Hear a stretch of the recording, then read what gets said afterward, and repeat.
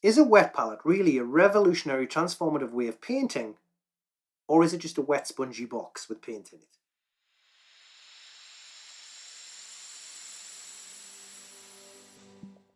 You've seen all the videos, how to set up a wet palette, how to use it, mixing paints, keeping them wet for longer. You know all that, but what about all the stuff no one bothers to tell you? Welcome back guys, let's talk palettes. This is a wet palette, this is a wet palette, so is this, so are these.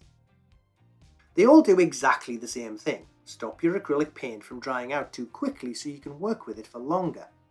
But for how long? Hours? Days? Weeks?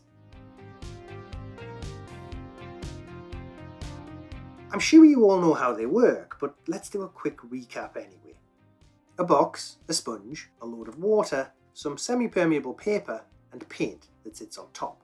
Wet underneath, dry on top. The semi-permeable paper allows just enough moisture through to keep the paint from drying out. The water in acrylic paint evaporates at almost exactly the same rate of water osmosis through the paper, so it effectively sucks through the exact amount it loses, allowing it to stay consistently wet. But I use wet palettes all the time, they're great at what they do, but let's flip this video on its head and talk about the cons for a change. Because knowing all these first makes for a much better experience later. Measure twice, cut once. What if you get your water amount wrong? Too little and your paint still dries out, too much and your paint thins out over time. Neither of these are going to be issues during a single painting session, as both these outcomes take time, but you can often come back to your palette and find that the paint is all watery or has dried up. You can sort of fix both of these by adding more paint to the watery one and more water to the dried up one. But it's not going to be the same as your previous session. Same colour, yes. Same consistency, no. Now, it's worth pointing out that a wet palette isn't actually supposed to keep paint usable from one day to the next for days on end. That's a bonus benefit that may happen, but it's not really by design. It's to keep your paint from drying out during a session. Once you put on that lid, the whole thing becomes the Schrodinger's cat thought experiment. Is the paint dead? Is it alive? Maybe it's both, simultaneously. If you do work over multiple sessions, you can often find that if you close the lid, say if you go to bed and come back the next morning, the wet, humid enclosed box has created condensation, and I'm willing to bet that drips have formed on the inside of the lid. When you take off that lid, you can drip all over your carefully prepared paint, and man, I hate it when that happens. There's a couple of ways you can mitigate this. One, don't put the lid fully on. Place it like this. This will allow some air to circulate, but hopefully not enough to dry the paint. Two, cut a corner out of your paper. Mark the corner of the lid at the same spot with something, and when you lift the lid, always tip it towards the same area. The condensation will, if you're lucky, run down the lid into that spot where you cut the corner away onto the sponge. And three, keep your paint in the most self-contained drop possible and only take what you need with the brush tip. Now this sounds great in theory, but in practice, if you're mixing up tones and colours and just having fun painting, then all bets are off. Because by then, your palette looks like a Jackson Pollock canvas.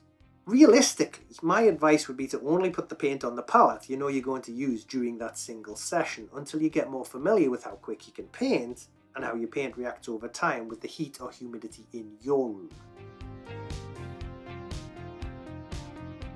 Washes and contrast type paints change on a wet palette. Washes you can probably get away with for 30 minutes to an hour or so, maybe longer, but before they've diluted too much. And contrast's properties will change when you add water. Now if you want to change the properties with water, great. Otherwise, I'd say use a dry palette for these and their specific medium for thinning, or use them directly from the pot if you haven't dropper bottled them. Metallics. Okay, I want to kill a myth here. If I do nothing else with my life, I'll be happy just putting this one to bed. You might have been led to believe that metallics have heavier mica or aluminium pigment powders that can sink through the paper and contaminate your other paints or the sponge. Could someone please explain to me how paint with larger pigment can sink through when normal paint with finer pigment doesn't? That's like saying small heavier rocks will go through a sieve, but sand won't. It makes no logical or scientific sense. Metallics separate on a wet palette and in their bottles precisely because of these heavier pigment powders or flakes. The equal balance of osmosis with normal paints that keeps them wet doesn't work the same way with metallics. Water in metallics evaporates slower, so more water from below ends up thinning it out quicker. That's what happens. They don't suddenly become concentrated acidic xenomorph blood and burn through your baking paper. Metallics separate anyway, heavy pigments, no matter where you put them, so they need remixed often. These work much better in a well palette to keep the paint in one contained place for easier mixing. Mould. I don't care how many companies say they've invented some magical antifungal spore-resistant Ellie from The Last of Us sponge. It's just not true. I've had mould in every wet palette I've ever owned. In wet, dank, dark places, it'll grow. There's two main ways to mitigate this. Add some antibacterial dish soap to the water before you add it, or strip some old electrical wire and twist up the copper and put it in all four corners. It's not going to protect you against clickers, but your paint will be fine. There's a third way, using distilled water, but seriously, I have several easy access taps in my house. Why would I pay for distilled water or spend ages boiling water in a pan and condensing the steam back into water? I'm a painter, not Dr. Jekyll. The paper. Now, I watched so many YouTube videos when I first used a wet palette and always wondered why the paint on my palette didn't do the thing where it looks hydrophobic. You know, where the paint is clearly not sticking to the paper and forms in little separated puddles. Mine didn't do that. It turns out that the paper that comes with a wet palette is not the same as unwaxed baking paper. I just assumed it was the same stuff on some bulk buy. No. So I guess, use the paper that works best for you, but being honest, supermarket unwaxed baking paper is cheaper and works better in my opinion than the stuff that comes with a bought palette. Even that new paper that you can wash and reuse. The last issue is quite specific. Often when painting terrain, I only want a few colours, sometimes only one. So, do I set up a full wet palette for that?